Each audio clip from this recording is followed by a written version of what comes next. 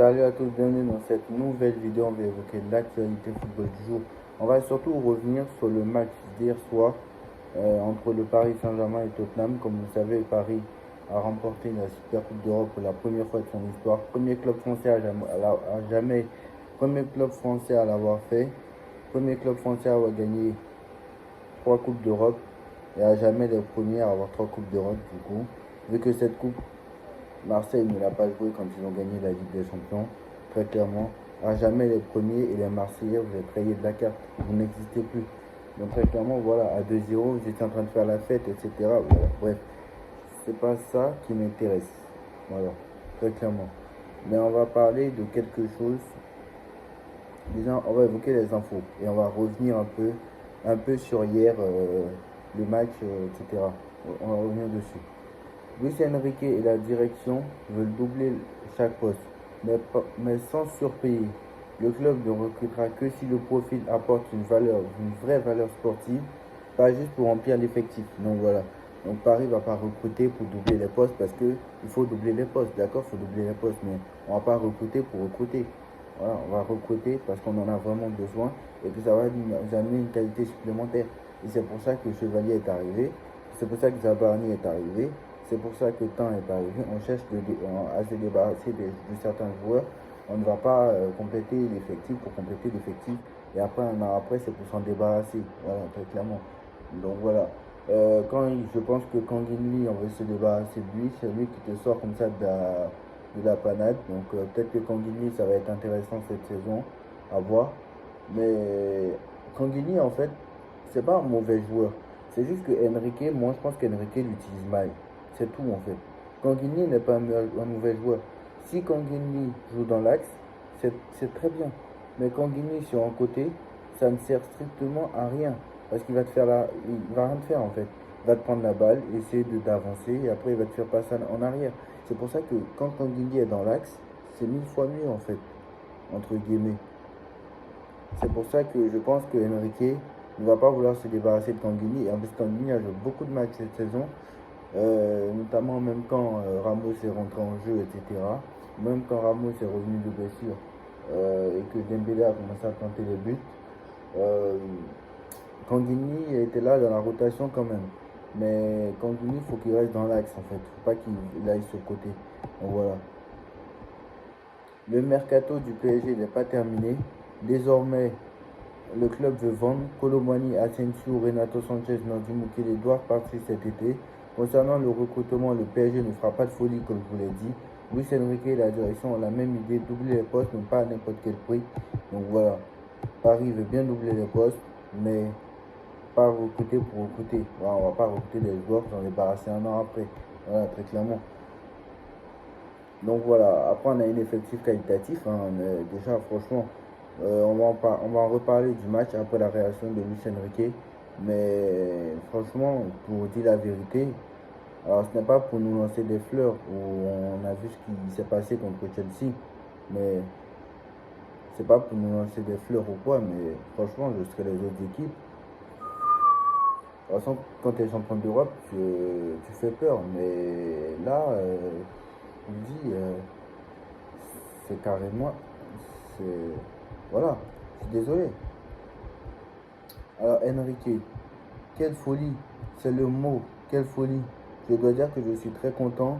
Je pense que l'on ne méritait pas la victoire parce que la différence entre une équipe comme Tottenham, qui a eu beaucoup d'entraînements, et nous qui n'avons eu que 5 entraînements, c'est tellement différent, je pense que c'est un miracle.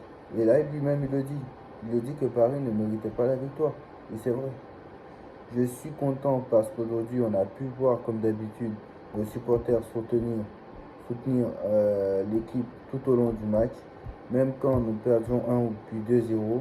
Et à la fin, même si je pense que ce n'est pas mérité, je dois dire que je suis content pour tous les joueurs et surtout pour les supporters.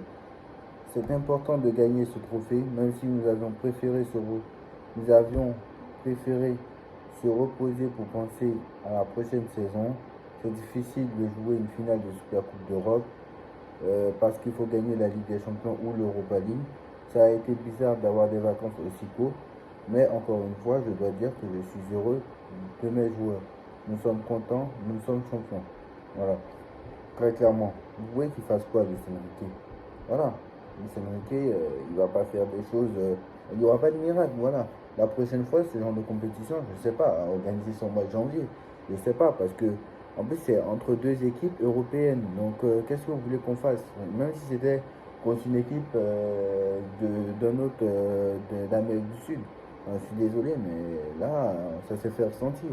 Et franchement, même malgré ça, tu réussis à gagner. Mais moi, c'est là en fait qui devient. C'est là où je pense que les autres équipes devraient s'inquiéter. On a plutôt mal commencé avec ces deux buts. Alors Barcola il dit on a plutôt mal commencé avec ces deux buts, mais on a su relever la tête, montrer notre caractère en revenant au score et pendant la séance de tir au but. On ne peut pas être content ce soir. On ne peut que être content ce soir. Les supporters étaient déjà avec nous. Ça fait plaisir. On ne pensait pas qu'ils allaient être autant. Mais leur soutien nous fait vraiment plaisir pour tout au long de la saison. Et là encore, ça ne peut que nous motiver à gagner des matchs. Donc voilà, moi je vous dis. Et Ousmane Dembélé qui nous dit, c'est magnifique, franchement à 2-0, on s'est dit que ça allait être très compliqué. À la 85e et en plus, mais là on a essayé de rester dans le match, on s'est dit qu'avec un but, tout pouvait se passer. Et comme je l'ai dit, les entrées de Kanguinli, Fabian Ruiz et Ibrahim et Gonzalo nous ont fait tellement de bien, donc énormément de bien. Donc je pense que l'entrée d'Embaye exceptionnelle, l'entrée de Ramos, il rentre, il marque. Enfin, franchement, Ramos, exceptionnel. À chaque fois qu'il rentre, il marque. À chaque fois, il rentre, il marque. Le mec, à chaque fois, c'est toujours comme ça. Allez voir tous les matchs de la saison dernière. Malgré tout, il est quatrième ou troisième meilleur buteur du PSG, alors qu'il joue pas tous les matchs. À chaque fois, il rentre, il marque. Le mec, c'est exceptionnel. L'entrée de Fabien Ruiz a tout changé. Et je n'ai pas compris pourquoi Fabien Ruiz n'a pas débuté le match et qu'il a préféré mettre Warren Zaïre Emery. Bon, il a préféré mettre Warren, c'est normal, Neves est suspendu, mais je n'ai pas compris pourquoi est-ce qu'il a voulu jouer avec 4 offensifs alors que il sait très bien que son équipe déjà revient de vacances et qu'ils n'ont pas les mêmes automatismes. Enfin, ils n'ont pas les automatismes, je veux dire, il sait très bien que son équipe n'a pas joué un match depuis 3 semaines. Mais remet la même équipe qui se connaît bien, je sais pas. D'accord, il n'y a pas Neves, il n'y a pas de souci. Mais bon, bref. Après, je comprends, hein, parce que comme Neves n'est pas là, il s'est dit si je mets Warren et Ruiz, ben Warren, Ruiz et Vitinha ne se connaissent pas, parce que j'ai jamais joué avec ce milieu-là. Donc, il s'est dit je vais mettre Warren et Vitinha, et après, je vais mettre 4 offensifs. Mais bon, voilà, hein, c'est aussi. Voilà, faut tenter des choses. Voilà, ça n'a pas payé, mais bon, voilà, très clairement. Ce soir, l'absence de Neves aussi nous a fait beaucoup de mal. Je suis désolé. Après une semaine d'entraînement comme ça n'a pas été facile, mais on est parti chercher cette victoire et on est content. Les supporters ont été exceptionnels du début à la fin. On, ne peut, on, ne, on peut perdre 2 ou 3-0, ils seront toujours là pour pousser, ça fait du bien, comme on le dit, c'est le deuxième homme. Et ils nous poussent tout le temps, c'est énorme. Donc voilà. Honnêtement, je vous dis la vérité, à 1 ou 2-0, Luis Enrique qui continue à donner ses consignes. Et toi, va là-bas, toi, va ici, va là-bas. Et vraiment, on a trouvé le coach qu'il nous faut. Ça aurait été Pochettino ou Galtier, il serait comme ça. Alors, qu'est-ce que je fais? Qu'est-ce que je fais? Qu'est-ce que je fais? Ça aurait été Pochettino ou Galtier, il nous aurait trouvé l'excuse. Bon, après, c'est pas une excuse. Même Luis Enrique l'a dit. Mais ce que je veux dire, c'est que, voilà, lui au moins, il n'a pas dit, Enrique n'a pas dit, ce soir, on n'a pas Neves. Mais hier soir, on n'avait pas Neves. Voilà, il n'a pas dit ça. Voilà, très clairement. Ça aurait été Pochettino ou Galtier, ce genre de match à 2-0, vous savez très bien qu'on ne revient jamais. Mais Enrique nous a appris maintenant à faire des remontadas à tout le monde. Remontada contre le Barça, remontada contre City, remontada contre Tottenham, remontada contre Liverpool. Franchement, c'est tombé.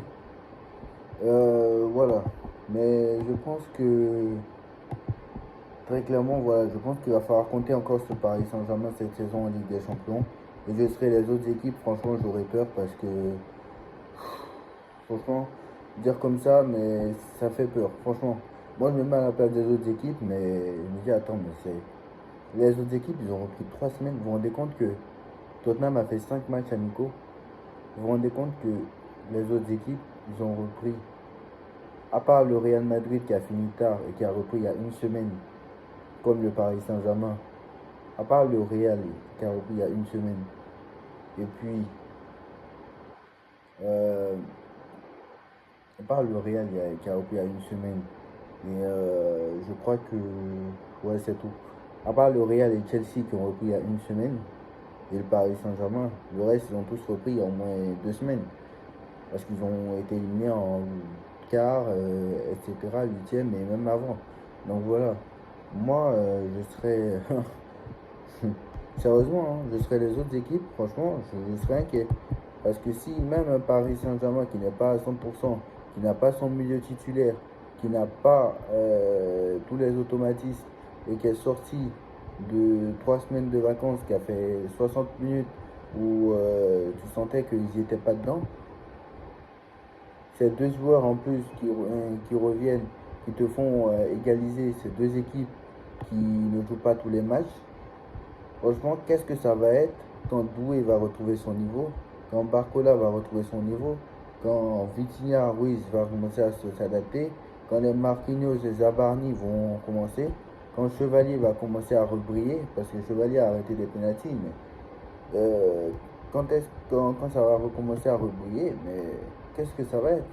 Parce que là, autant vous dire que nos 5 premiers matchs de Ligue 1, ce sera nos matchs de préparation. Parce qu'on n'a pas une match de préparation. Voilà. Donc demain, il y a Rennes-Marseille pour ouvrir la Ligue 1. Et nous, on jouera dimanche. Donc voilà, dimanche 17 août face à Nantes. Donc voilà. Alors Nantes-Angers. On a Nantes-Angers, Toulouse, avant la trêve internationale. Donc autant nous dire que Nantes, Angers, Toulouse, c'est nos 3 premiers matchs de préparation. Et quand on reviendra de la trêve internationale et qu'on jouera Lens avant la Ligue des Champions et on va jouer Marseille, et mon pote, franchement, voilà. Je dis pas que Paris regagnera la Ligue des Champions. Je dis pas ça. Je dis pas qu'on je dis pas qu'on gagnera la Ligue des Champions parce qu'on sait que c'est très compliqué. Maintenant, il y a sur les 15 matchs, voire 17 si tu as un barrage.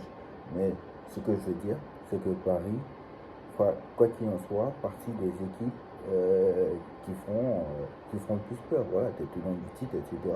Moi, je pense qu'on sera top 8. Moi, je le pense. Parce que faire un match comme ça, enfin, c'est une équipe de Ligue des Champions. Parce que Tottenham s'est qualifié en Ligue des Champions grâce à sa victoire en Europa League. Mais sérieusement, hein, si Tottenham, on les affronte en Ligue des Champions au mois de novembre, par exemple, et qu'au tirage, on tombe sur eux dans 2 semaines, ils vont vite voir que ce n'est pas un Paris Saint-Germain. Non, vraiment, c'est incroyable. Franchement, j'arrive pas à y croire. Franchement. Bref, dites-moi en commentaire ce que vous en pensez. On like, on partage, on commente, on s'abonne. Et on se retrouve très très vite pour une nouvelle vidéo. Tchuss.